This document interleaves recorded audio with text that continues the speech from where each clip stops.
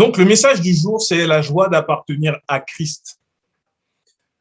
Le Seigneur me mettait ce message à cœur dans la semaine en, en faisant ce constat simple. C'est que maintenant, souvent dans l'Église, on va parler de combattre, de récupérer un héritage, de lutter contre les démons, lutter contre beaucoup de choses, contre la chair éventuellement. Et on oublie parfois, souvent, ce qui est triste, c'est de parler de la joie d'appartenir à Jésus-Christ, en fait. La simple joie d'appartenir à Christ. C'est ce qui nous a fait accepter Jésus au début. Parce que lorsque, un jour, nous avons expérimenté cette parole, nous l'avons peut-être pas entendu prêcher, mais nous avons expérimenté la parole qui dit « Car Dieu a tant aimé le monde qu'il a donné son Fils unique afin que quiconque croit en lui ne périsse point, mais qu'il ait la vie éternelle. » Dans Jean 3,16. On s'est dit, oui, moi je veux Jésus-Christ. Le Saint-Esprit est venu nous convaincre que d'être éloigné de Dieu, c'est ce qu'il y avait, c'était la pire chose au monde. Il est venu nous convaincre de l'amour de Dieu envers nous. Et beaucoup, au jour où ils acceptent Jésus, pleurent parce qu'ils expérimentent cet amour, cette douceur qui vient les envelopper. Et après, on a accepté Jésus et tout d'un coup, on nous dit, bon, maintenant, tu dois te battre. Tu dois te battre pour ne pas pécher. Tu dois lutter pour avoir ton héritage. Tu dois te lever maintenant pour dire non à ceci, à cela. Et ça fait un peu comme si un commercial était venu nous vendre la meilleure des offres. Et une fois qu'on a accepté l'offre, on n'avait pas vu les petites clauses en dessous. Parce que, dit comme ça, l'évangile ne donne plus envie, en fait. Viens, accepte Jésus, tu en as besoin. Viens, mon frère, Jésus t'aime. On démontre un amour extraordinaire. C'est merveilleux. Ce jour-là, tu as l'impression d'être la personne la plus aimée au monde. Mes frères et sœurs sont là. Et puis 1 mois, 2 mois passent. Tu dis, tu sais, en fait, j'ai un problème. Je suis retombé dans le péché. Quoi? Mais comment tu as fait pour tomber dans le péché? Tu n'as pas entendu les enseignements? Tu ne te lèves pas pour prier?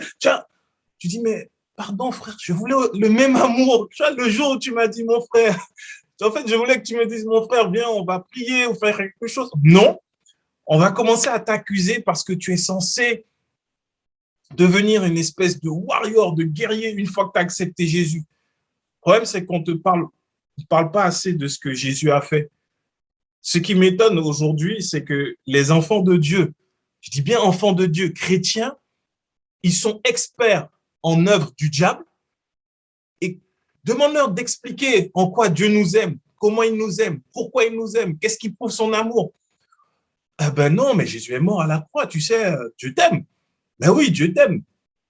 Mais tu vas lui dire, tu sais, des fois, quand je dors la nuit, je rêve que on me propose à manger, sinon je m'envole, je vois le pays de mon enfance et tout. Je dis, ah, mon gars, ça là, c'est un esprit de sorcellerie qui est après toi. Et puis si tu fais pas attention, il y a un esprit qui va venir encore, et puis il y a tel esprit. Et puis quand ils font ça, c'est-à-dire qu'il y a un sorcier derrière qui a fait des incantations sur un autel, parce que les ancêtres sur l'autel avaient donné le sang de la première. Je dis, ah, mais tu es à l'église, tu es sorcier, c'était quoi ton... Et tu as appris ça où? À l'église. Mon pasteur nous a donné des révélations sur comment il fonctionne. Ah, ok. Mais en fait, c'est quoi l'amour de Dieu vraiment? Pourquoi on a besoin d'accepter Jésus réellement? Non, mais pour être sauvé. Sauvé de quoi? Des démons. En fait, dans l'église, et ce qui est dommage, c'est qu'on ne se rend pas compte à quel point il est important de présenter Dieu, de parler de Jésus. Et surtout, à nous qui avons accepté Jésus, d'exprimer la joie d'appartenir à Christ, tout simplement. Quelle joie il y a d'appartenir à Christ. Nous qui sommes censés être lumière du monde, celle de la terre, les hommes, quand ils nous voient, ils ne doivent avoir qu'une seule envie, c'est dire je veux ce que lui, il a, mais avec un regard un peu critique, sachant que je ne critique pas mes frères et sœurs, non. C'est l'enseignement qui fait qu'aujourd'hui, nous ne sommes pas cette lumière qui est censée briller dans ce monde au milieu des ténèbres. Parce que, sachant que nous sommes la lumière du monde, le monde doit dire, je veux ce que tu as, mais moi, sincèrement, aujourd'hui, quand un chrétien met sur ses réseaux sociaux, tous mes ennemis vont mourir, tous les sorciers qui avaient volé les terres de mes parents, ils vont mourir, tout ça, je ne suis pas en Christ. Je me dis, je n'ai pas envie de ces combats-là. J'ai envie de garder cette petite paix que je pense avoir. Et on va regarder ensemble Romains 4. Romains 4. Moi, je prends la version du Semeur à partir du verset 6 et 8. Ce passage, c'est Paul qui parle et il dit « David exprime aussi de la même manière le bonheur de l'homme que Dieu déclare juste sans qu'il ait produit d'œuvre pour le mériter. Heureux ceux dont les fautes ont été pardonnées et dont les péchés ont été effacés. Heureux l'homme au compte de qui le Seigneur ne porte pas le péché. » La source de notre joie d'appartenir en Christ, c'est ça en fait. Parce qu'au début, au commencement, par la désobéissance d'Adam, l'homme est devenu pécheur. Avant même d'être manifesté sur terre, tu nais avec cette nature pécheresse. Cette nature qui fait que parfois, sans agir mal, sans être quelqu'un de foncièrement mauvais ou de foncièrement méchant, eh ben, tu te sens pas bien. Tu as un certain mal-être. Il y a beaucoup de personnes qui expriment un mal-être et qui ne sont pas de mauvaises personnes, qui ne sont pas des personnes qui sont bercées dans la méchanceté ni quoi que ce soit, qui ont une très bonne éducation, qui respectent les autres, qui aiment les autres, qui aident les autres et qui ont malgré tout un certain manque. Alors, on va essayer de le combler avec des bonnes actions, par les œuvres humanitaires, par le fait de faire du sport ou autre. Mais ce mal-être, c'est le fait d'être séparé de Dieu. Et cette séparation est causée par le péché. Et notre joie, quand nous sommes en Christ, c'est de savoir que nos péchés ont été pardonnés sans que nous n'ayons d'œuvre à faire, en fait. Nous devons partager cette joie et dire autour de nous, mais tu sais, aujourd'hui, la solution à ton mal-être, c'est de rencontrer Dieu. Non pas pour chasser quelconque démon ni quoi que ce soit dans ta vie, mais c'est déjà parce que ce qui fait ton mal-être, juste en acceptant Jésus-Christ, il va disparaître parce que c'est à cause du péché. Mais pour ça, il faut être capable d'expliquer en quoi le péché est une séparation d'avec Dieu.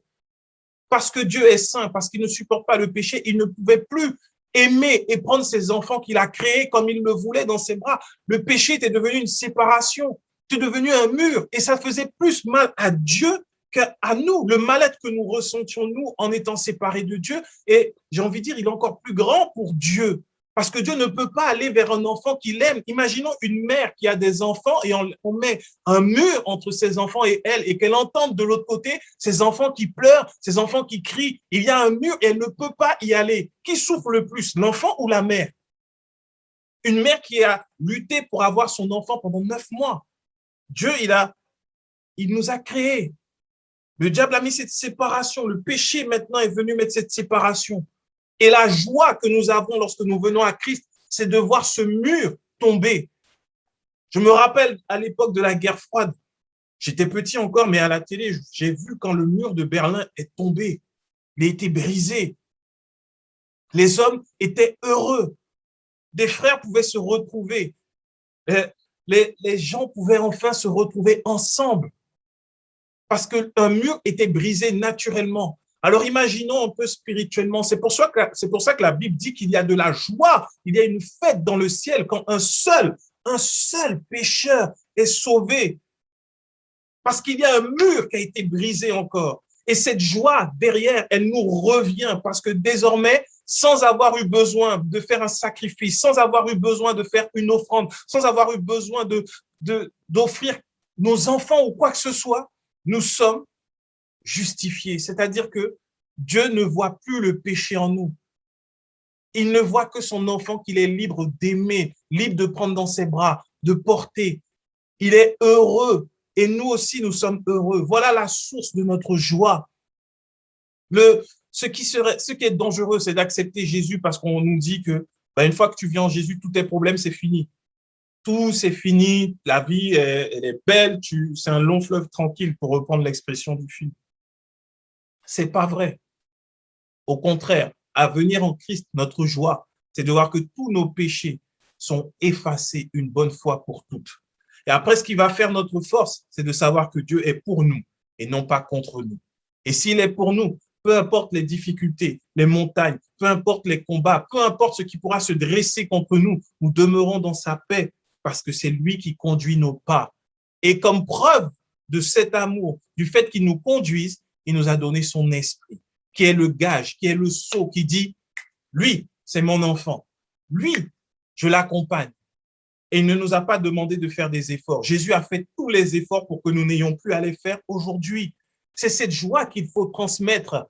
Mais on dirait qu'il y a une peur dans l'Église de dire aux gens, tes péchés d'hier, d'aujourd'hui et de demain sont pardonnés. La pensée du monde, de la chair et du diable va faire que si tu dis ça à quelqu'un, il va dire, waouh, c'est l'autoroute du péché. C'est complètement faux. C'est en annonçant cette vérité-là que tu empêches justement que le péché prolifère dans la vie d'un enfant de Dieu. En disant, tous tes péchés sont pardonnés. Faisons le test avec nos enfants. Disons-leur, à partir d'aujourd'hui, toutes tes erreurs, elles sont pardonnées.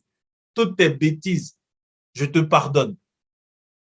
Mais en étant toujours des parents avec eux, tu verras que tes enfants feront beaucoup moins de bêtises que si à chaque fois tu dis, la prochaine fois, tu verras, la prochaine fois, c'est fini. La prochaine, tu auras tellement de prochaines fois à dire que l'enfant va finir par se dire, oh, mais toi, papa, maman, il dit comme ça, mais ça ne sert à rien. Non. Ce qui va le plus toucher quelqu'un, c'est le pardon. C'est ce qui nous donne la joie. Je me rappellerai toujours, il y a des années de cela, j'avais vu une vidéo, une mère qui rencontre l'assassin de son fils, un jeune comme lui.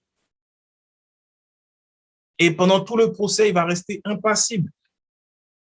Et c'est arrivé à plusieurs reprises, au-delà de cette mère, plusieurs assassins se sont retrouvés comme ça dans le box des accusés. Tout le monde venait les insulter ou autres. Et la mère vient, ou le père, ou le frère, ils disent, moi, je te pardonne. Et c'est à ce moment-là que cette personne qui semblait avoir un cœur de pierre, insensible, juste un assassin, redevient un être humain qui pleure et qui se dit, mais pourquoi elle me pardonne? J'ai pris la vie de son fils, j'ai pris la vie de son bien-aimé, j'ai pris une vie et il me pardonne. J'ai vu ça à plusieurs reprises. Il n'y a que Dieu qui puisse mettre cet amour-là dans le cœur de quelqu'un pour un autre. La force de pardonner. Il y a des personnes aujourd'hui qui sont enfermées dans ce manque de pardon, qui disent jamais je ne pardonnerai.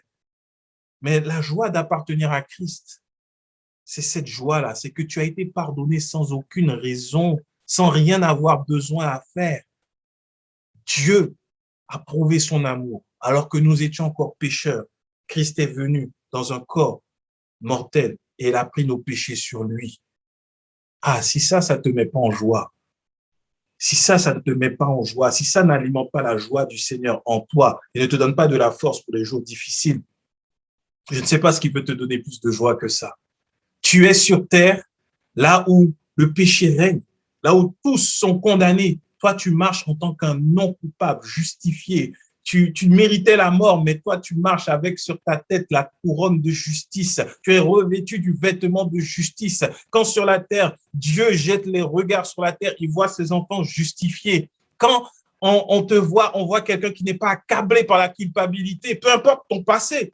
Peu importe ton passé, ce qui va te remplir, c'est la joie de dire « je suis pardonné ». Tu me vois là, mon histoire n'est pas belle, mais mon Dieu, il est magnifique, il m'a pardonné. Ah, mon Dieu est magnifique, il m'a pardonné. Parle comme ça, allons aux prisons, allons partout où les gens sont dans la culpabilité. Et je vous assure que cette joie que ça nous procure, elle va se transmettre et les gens auront besoin, auront envie de venir.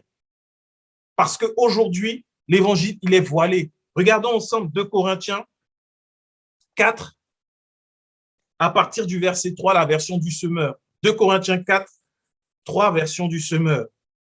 Et si notre évangile demeure voilé, il ne l'est que pour ceux qui vont à la perdition, pour les incrédules. Le Dieu de ce monde a aveuglé leur esprit et les empêche ainsi de voir briller la lumière de la bonne nouvelle qui fait resplendir la gloire du Christ, lui qui est l'image de Dieu. Et Paul va rajouter quelque chose d'extraordinaire. Ce n'est pas nous-mêmes que nous mettons en avant dans notre prédication. C'est le Seigneur Jésus-Christ. Nous-mêmes, nous sommes vos serviteurs à cause de Jésus. En effet, le même Dieu qui un jour a dit que la lumière brille au sein des ténèbres a lui-même brillé dans notre cœur pour y faire resplendir la connaissance de la gloire de Dieu qui rayonne du visage de Jésus-Christ. L'évangile est voilé pour ceux qui périssent, nous dit la version seconde. Il est voilé. Pourquoi il est voilé pour ceux qui périssent? Pourquoi le diable dans sa méchanceté, met un voile sur l'évangile. Parce que l'évangile est beau, il est magnifique, sauf que cette beauté ne resplendit pas. Et Paul nous dit pourquoi. Il dit derrière, nous ne nous mettons pas en avant dans nos prédications. Je suis triste, je suis désolé, j'ai mal au cœur quand je vois qu'une prédication met en avant les œuvres d'un homme et non pas l'œuvre de Jésus-Christ. Ça contribue à maintenir le voile sur ceux qui périssent. C'est horrible, c'est horrible. Il n'y a pas d'autre expression. Le voile est maintenu sur ceux qui périssent parce qu'on va arrêter de prêcher Christ. On ne parle plus de Jésus, on ne parle plus de sa souffrance à la croix, on ne parle pas de son amour, on ne parle pas de la grâce qu'il nous a faite, on ne parle pas de ses promesses qui ont été accomplies en lui. Les prophètes, la loi parlent, ramènent à Jésus, mais les hommes viennent dire mon onction, ma révélation, ma prédication, mon église, ma capacité, moi, mon. Mais Christ, simplement Christ, ce nom déchire le voile. Paul va expliquer à un moment je crois que c'est dans Romains, qu'il y avait une gloire éphémère qui apparaissait sur le visage de Moïse. Mais il mettait un voile parce qu'à un moment, cette gloire partait. Et si le peuple voyait que cette gloire partait, ils allaient un peu douter de Moïse. Mais Christ, lui, au moment de la transfiguration, cette lumière, elle resplendit sur lui. Et jusqu'à présent, cette lumière resplendit sur lui parce qu'il est la gloire de Dieu. Il est le reflet de la gloire de Dieu. Et quand nous avons Christ qui vient vivre en nous, c'est cette lumière qui vient. Cette lumière vient habiter en nous, au milieu des ténèbres dans lesquelles nous étions, et nous sort de ces ténèbres. Et nous devons être, non pas, nous ne sommes pas la lumière parce que nous avons des capacités. Nous sommes lumière du monde parce que nous sommes tels des ampoules. Une ampoule est transparente et à l'intérieur, il y a une lumière. Et c'est cette lumière qui éclaire. L'ampoule ne peut pas éclairer si à l'intérieur, il n'y a pas ce mécanisme qui va faire que la lumière brille. Toi-même, par tes œuvres, si l'ampoule décide par moi-même, je brille, je n'ai plus besoin du fil à l'intérieur pour briller, par moi-même, je brille. On voit une ampoule vide qui ne sert à rien. Dans le noir, elle reste noire. C'est ce qui se passe quand nous nous appuyons sur nos propres œuvres. Et c'est encore pire lorsque nous sommes sous la loi, parce que non seulement l'ampoule ne brille pas, mais en plus, elle sera mise dans un vase en pierre, la loi. Donc là, c'est clair, c'est mort, elle ne peut pas briller. Mais lorsque la lumière de Christ resplendit à travers de ce que nous sommes, des vases de terre, en fait. C'est ce que Paul dit plus tard. Si on continue de lire 2 Corinthiens, il dit, il a mis cette lumière dans des vases de terre afin que nous ne soyons pas mis en avant, mais que la gloire de Dieu soit manifestée. Parce que, sincèrement, quand on me voit moi, quand on te voit toi, on sait que ce qui se passe là, ça ne peut pas être ni toi ni moi. C'est obligé d'être Dieu. Parce que ces personnes-là, non, leur histoire est trop compliquée. En tout cas, moi, là, c'est trop compliqué pour que je puisse te parler de quelque chose de bien. Il n'y a que la lumière de Christ. Et c'est pas nous, on ne peut pas se mettre en avant. C'est terrible. Tu ne peux rien faire. Christ fait toutes choses. Dieu, à lui toute la gloire parce qu'il a tout fait de A à Z. Nous, sur cette terre, nous devons partager la joie d'être en lui. Partager la joie de lui appartenir. Le voile est tombé. Il est tombé une bonne fois pour toutes par Jésus-Christ. Alors vraiment, que nous puissions parler de cette joie. Ne soyons pas des chrétiens spécialistes en démonologie, mais soyons des chrétiens spécialistes dans l'amour de Dieu. Que nous soyons capables de parler de cet amour de Dieu. Comme je l'ai dit, la loi, quand elle est annoncée, elle éteint toute lumière. Et tu seras mis en avant, tes œuvres, parce que sous la loi, il fallait présenter tes œuvres. Tes œuvres te justifiaient quelque part. Il fallait que tu viennes avec un sacrifice. Il fallait que tu viennes avec une offrande. Il fallait que tu viennes avec quelque chose. Ce qui était dangereux sous la loi, c'est que le sacrificateur, s'il péchait, tout le peuple avait péché. Mais sous la grâce, notre sacrificateur, il n'a pas péché. Il n'a commis aucun péché. Il n'a rien fait de mal. Et quand tu es en lui, tu es à l'image de Jésus-Christ. Tel il est, tel nous sommes. Non pas pour dire, oh, moi je parle. Jésus sur la terre, il était simple, il était humble, il s'est fait serviteur de tous. Alors tel il est, tel nous sommes. simple, humble. Il est pur, il est propre, il est irréprochable, il est beau, il est magnifique. On pourrait parler toute notre vie de Jésus tant il est extraordinaire et excellent. Et non seulement il est beau, magnifique, en plus, il nous a donné son esprit pour demeurer en lui, pour rester lié à lui. Waouh! C'est une joie. C'est une joie. Lorsque nous parlons autour de nous de Jésus, parlons de lui, ne parlons pas de nous. Parlons de Jésus. Lorsque nous parlons de notre foi, parlons de Jésus. Tu auras toujours des arguments à donner. Parce que si tu viens parler de toi, on va dire, oui, mais toi là, oui, mais toi, tu faisais ça, tu fumais. Oui, mais aujourd'hui, j'ai fini parce que Dieu m'a donné la force. Maintenant, je ne fume plus. Maintenant, je parle de Jésus-Christ. Ah, ok.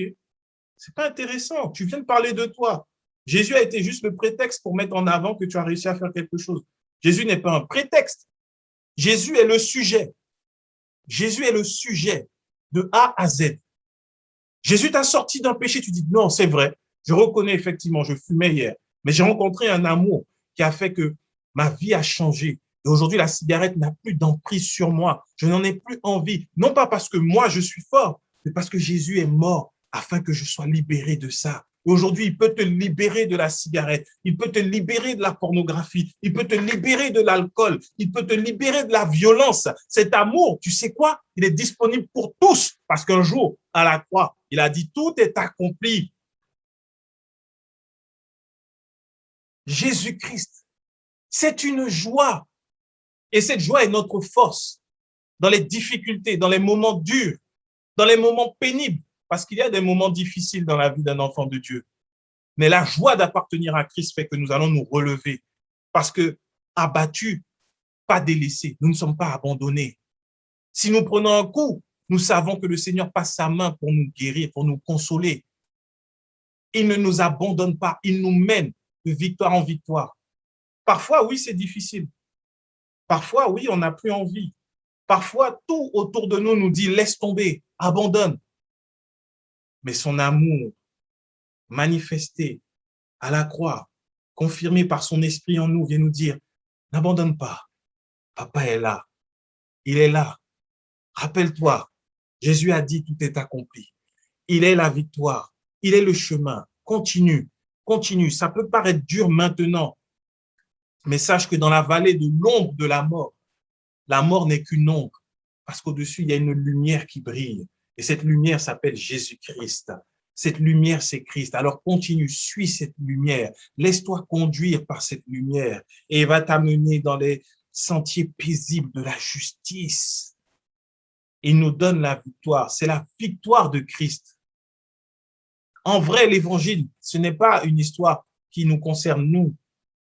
Ça, c'est l'histoire de Dieu, de l'amour de Dieu, de la manifestation de Christ et de la conduite par l'Esprit. Tout est sujet de Jésus-Christ.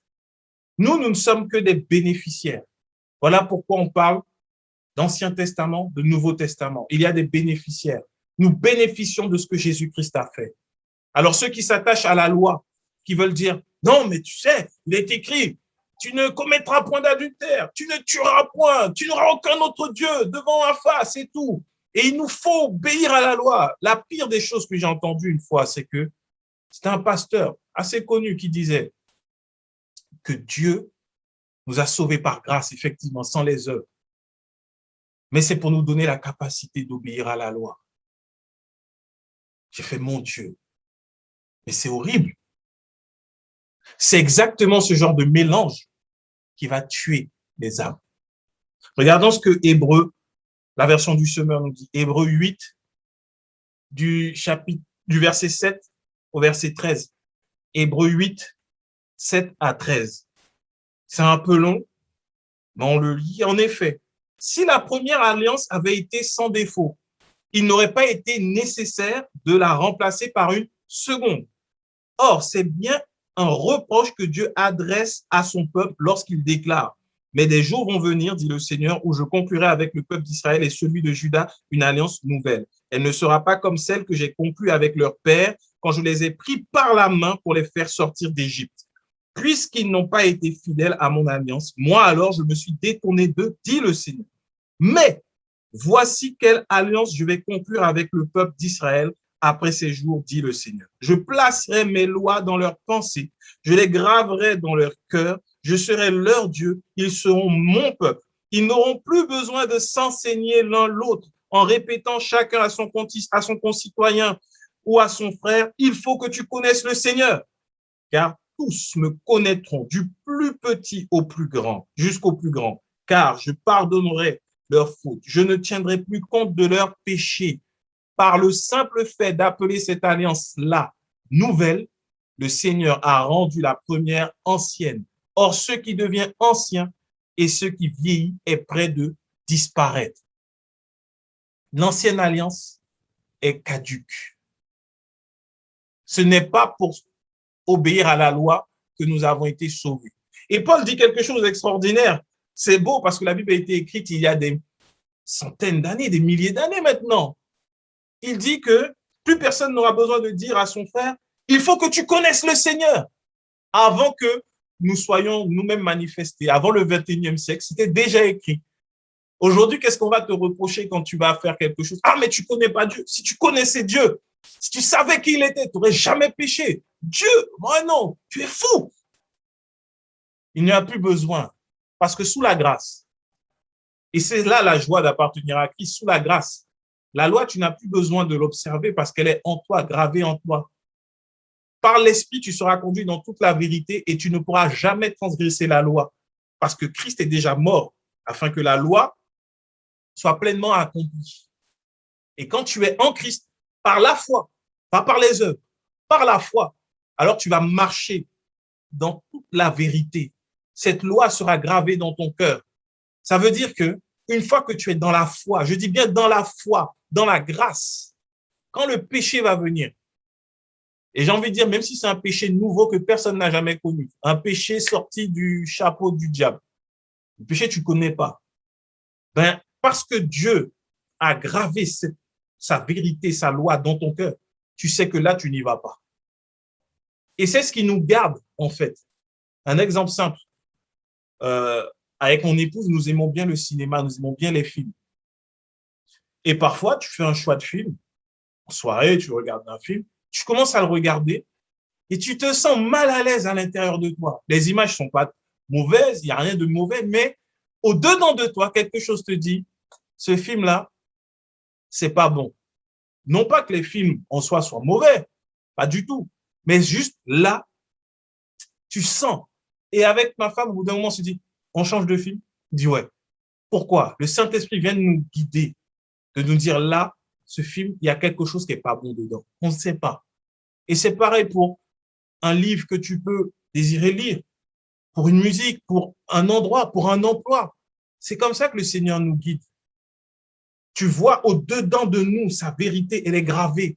Et donc, tu ne vas pas y aller parce que le Seigneur, parce que le Seigneur l'a fait par Jésus-Christ et tu n'as plus besoin que quelqu'un vienne te dire, ah, mais si tu connaissais Dieu, toi aussi, tu n'aurais pas regardé, tu aurais su que le réalisateur, lui, c'est un sataniste et que ses films, c'est pour envoûter les gens et tout. Moi, je ne suis pas au courant de ce que l'occultisme fait. Quand on n'est pas au courant de ce que le diable fait, quand on ne connaît pas ces grands agents, eh ben, on a le Saint-Esprit qui est cette lumière qui vient faire que les ténèbres disparaissent. Et quand tu prends un mauvais chemin, il te dit, non, non, non, c'est pas pour toi. Et ensuite, tout simplement, l'Esprit. C'est ce que la grâce nous a procuré. C'est cette joie que le Seigneur nous donne par sa grâce. Donc, enseigner la loi aux gens, c'est de mettre des lunettes de pierre sur leurs yeux.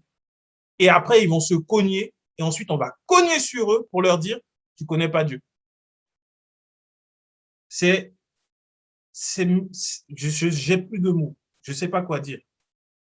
Mais ça ne reflète pas la joie d'appartenir à Christ. Nous sommes libres, libres en Jésus-Christ. Mais dans notre liberté, nous ne sommes pas lâchés, sans guide, sans frein. Nous avons le Saint-Esprit et il nous conduit en toutes choses.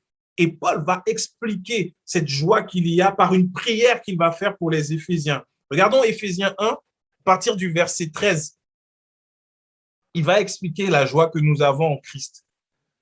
En lui, vous aussi, après avoir entendu la parole de la vérité, l'évangile de votre salut, En lui, vous avez cru et vous avez été scellés du Saint-Esprit qui avait été promis, lequel est un gage de notre héritage pour la rédemption de ceux que Dieu s'est acquis à la louange de sa gloire. C'est pourquoi, moi aussi, ayant entendu parler de votre foi au Seigneur Jésus et de votre charité ou amour pour tous les saints, je ne cesse de rendre grâce pour vous, faisant mention de vous dans mes prières, afin que notre Seigneur Jésus-Christ, le Père de gloire, vous donne un esprit de sagesse et de révélation dans sa connaissance. Et là, Paul va expliquer cette joie qu'il y a. Et il dit qu'il illumine les yeux de votre cœur pour que vous sachiez quelle est l'espérance qui s'attache à son appel, quelle est la richesse de la gloire de son héritage qu'il réserve aux saints, quelle est envers nous qui croyons l'infinie grandeur de sa puissance, se manifestant avec efficacité par la vertu de sa force. Il a déployé en Christ en le ressuscitant des morts et en le faisant asseoir à sa droite dans les lieux célestes, au-dessus de toute domination, de toute autorité, de toute puissance, de toute dignité et de tout nom qui se peut nommer, non seulement dans le siècle présent, mais encore dans le siècle à venir. Il a tout mis sous ses pieds et il a donné pour chef suprême à l'Église, qui est son corps, la plénitude de celui qui remplit tout en tous. Dieu a fait une œuvre extraordinaire. Ce que Paul décrit là, ce ne sont pas des superlatifs. J'ai presque envie de dire que Paul limite la majesté, la beauté de ce que Dieu a fait avec des mots compréhensibles par notre intelligence. C'est tellement beau. Dieu nous a placés en Jésus-Christ afin qu'en lui, nous ayons la paix, que nous ayons l'assurance, que nous sommes placés là où il y a tout ça, il y a sa joie, sa paix, son repos. Nous recevons l'héritage réservé aux élus, aux saints. Dieu nous a placés en Christ qui a la domination sur les nations, sur les puissances, sur tous les noms qui peuvent se nommer. Dieu nous a placés en Christ. Et Paul prie que les Éphésiens aient les yeux qui s'ouvrent sur la beauté de ce salut qu'il y a en Jésus-Christ. Quand nos yeux sont ouverts sur cette beauté, alors notre espérance, nos attentes ne sont plus sur ce monde, ni sur ce qu'il a à offrir. En Jésus-Christ seul, il a tout mis sous ses pieds et il l'a donné pour chef suprême à l'Église.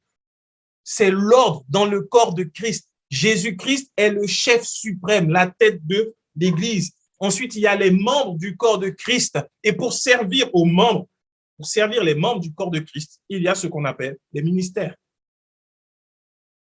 Donc, si dans la pensée de beaucoup aujourd'hui, il y a Christ, ensuite il y a les pasteurs, les apôtres, les évangélistes, tout ça là, et après il y a les enfants de Dieu, c'est une pensée erronée.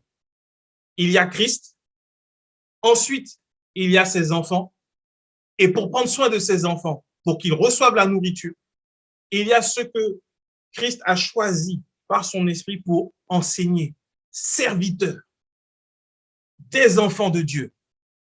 Ne laissons pas que des hommes s'établissent au-dessus de nous. La hiérarchie, selon le royaume de Dieu, selon la volonté de Dieu en Dieu, n'est pas le plus grand au-dessus. Pour Dieu, le plus grand est celui qui se met en dessous de tous. Pourquoi? Dieu lui-même, il a accepté de venir par Jésus-Christ parce qu'il était un avec Christ. Et Jésus est venu comme un serviteur. Il est venu et il a servi étant sur la terre. Il n'a jamais demandé à être servi, mais sur la terre, il a servi. Il a servi des hommes pécheurs. Il a servi jusqu'à donner sa mort. Il a lavé les pieds de ses disciples, témoignage de ce que celui qui est le plus grand, il se fait le plus petit. Et parce que Christ s'est fait plus petit, parce qu'il a servi, il a reçu le nom au-dessus de tout nom. Alors aujourd'hui, je le redis encore, parce que vraiment c'est un cri du cœur. Aucun homme, peu importe son onction, sa grâce, son église, n'est au-dessus d'un enfant de Dieu. Il est serviteur des enfants de Dieu. Et il aura sa récompense pour son service auprès des élus. Et ça a à voir avec son maître. La responsabilité du pasteur est de nourrir, pas de se servir de la laine. Non, c'est de se nourrir. Et Dieu lui-même, parce qu'il est écrit que celui qui annonce l'évangile vive également de l'évangile. Hier, je pensais que ça voulait dire que forcément celui qui vit l'évangile Alors, c'est normal qu'il soit établi et qu'il retire un salaire. Mais c'est vrai, mais en même temps, je comprends que tu vas vivre également de la grâce qui découle de l'évangile, faisant que tu n'auras pas besoin de crier, de soupirer après les dîmes, les offrandes pour pouvoir vivre, parce que toi-même, tu expérimentes la grâce de Dieu dans ta vie. C'est pour ça qu'il y a des passages que je ne comprenais pas hier, que je comprends mieux. Paul disait que lui aussi, il traite durement son corps, parce qu'il ne veut pas être disqualifié après avoir prêché l'évangile, parce qu'il se trouve que, en lisant la Bible, Paul donne plusieurs motifs. Il y a plusieurs motifs pour prêcher l'évangile. Il y a des gens qui prêchent l'évangile par motifs, des motifs purs et saints pour annoncer Jésus-Christ. Il y en a d'autres qui annoncent Christ et on le voit dans Thessaloniciens, il en donne l'exemple. Il le dit il y en a qui le prêchent par cupidité, il y en a qui le prêchent par recherche de gloire. Oui, mais Paul dit de tout ça là, le plus important c'est que Jésus est annoncé. À la fin, le maître, celui qui les a envoyés, va juger, va demander des comptes. Et aujourd'hui, franchement, prêcher l'évangile, c'est un privilège, c'est une grâce, c'est un honneur. Mais je ne veux pas prêcher l'évangile et ne pas le vivre. Oh non. Si aujourd'hui, nous annonçons la grâce, c'est parce que nous devons avoir également ce témoignage de grâce dans nos vies. Pas juste annoncer la grâce comme un message alléchant, un message séduisant, un message magnifique, et puis au bout d'un moment, ça va se transformer. On va dire, puisque tu es dans la grâce, maintenant, tu dois te détacher de tes finances, tu ne dois pas hésiter, donne, parce que celui qui vit de l'évangile, celui qui prêche l'évangile, vit de l'évangile. Ça, c'est prêcher l'évangile pour de mauvaises raisons. Ça, c'est quand tu as fait ton business plan sur 10, 15, 20, 30, 50 ans, tu sais où tu veux aller.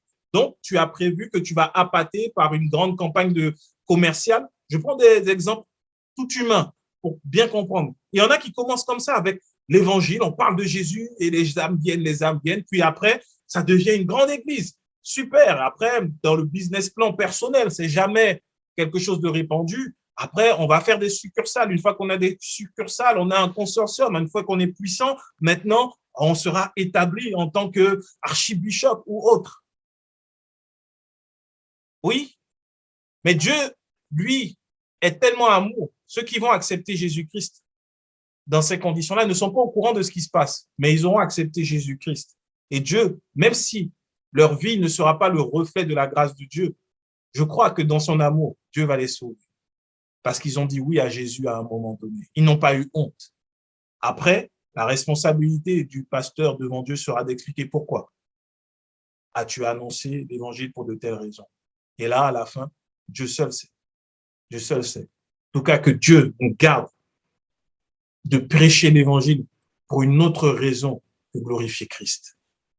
Notre joie d'appartenir à Christ ne doit pas être effacée, ne doit pas être perturbée ni troublée par quoi que ce soit, ni les besoins de ce monde, parce que Paul explique et le dit aux Éphésiens qu'il illumine les yeux de vos cœurs pour que nous puissions sacher, que nous puissions connaître la richesse de la gloire de son héritage qu'il réserve aux saints. L'héritage que Dieu nous réserve, il n'est pas sur cette terre. Dieu n'est pas insensé. Aujourd'hui, beaucoup disent, il faut récupérer ton héritage, les richesses injustes, récupérer les sociétés, récupérer l'influence, tout ça. Ça va être détruit. Mon ami, toi qui m'écoutes aujourd'hui, ce sera détruit. Les entreprises, le CAC 40, tout ce que tu veux sera détruit, ne persistera pas, ne va pas continuer. Les maisons, les gouvernements naturels, tout cela est voué à la destruction. C'est écrit. On ne peut pas courir après le vent ainsi. Par contre, nous avons un glorieux héritage et le gage de cet héritage, c'est le Saint-Esprit. Si tu as reçu l'Esprit de Dieu, ça veut dire qu'il y a quelque chose de meilleur qui t'attend.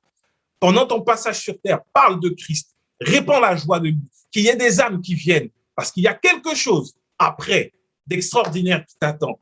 Et Paul va le dire, Philippiens 1, 22, 23. Paul va dire, mais s'il est utile pour mon œuvre que je vive dans la chair, je ne saurais dire ce que je dois préférer. Paul est extraordinaire. Il dit, je suis pressé des deux côtés. J'ai le désir de m'en aller et d'être avec Christ, ce qui de beaucoup est le meilleur. Et après, il explique qu'il doit rester là pour continuer de prêcher l'évangile. La joie de Paul n'était pas d'être sur la terre et d'être considéré comme étant père spirituel de l'église de Thessalonique, l'église de Corinthiens. Ah, voilà Paul. Non, il s'en fichait. Lui, il était là parce qu'il devait faire une œuvre. Le Seigneur l'avait appelé, il savait, il connaissait les souffrances qui étaient liées à l'évangile, mais son désir au-dedans de lui. Et juste avant ce passage, il veut dire que la mort est un gain pour lui. Pourquoi? Parce qu'il a une espérance, il a une attente, il a quelque chose de plus, de loin, de plus beau, d'être avec Christ. Oh, nous sommes enfants de Dieu. Notre joie, c'est de savoir que nous allons un jour rencontrer le Seigneur Jésus-Christ. Ce n'est pas quelque chose de faux, d'utopique. Nous allons le rencontrer. Nous allons être pour l'éternité avec Christ.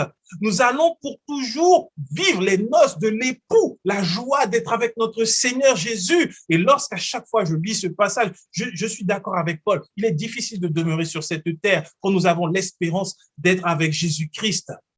Et les problèmes qu'il y a sur cette terre paraissent fades à côté de l'éternité avec Christ. Pour 20, 30, 40, 50, 80 années passées sur terre, nous avons la promesse de l'éternité avec Jésus-Christ. C'est ce qui doit faire notre joie.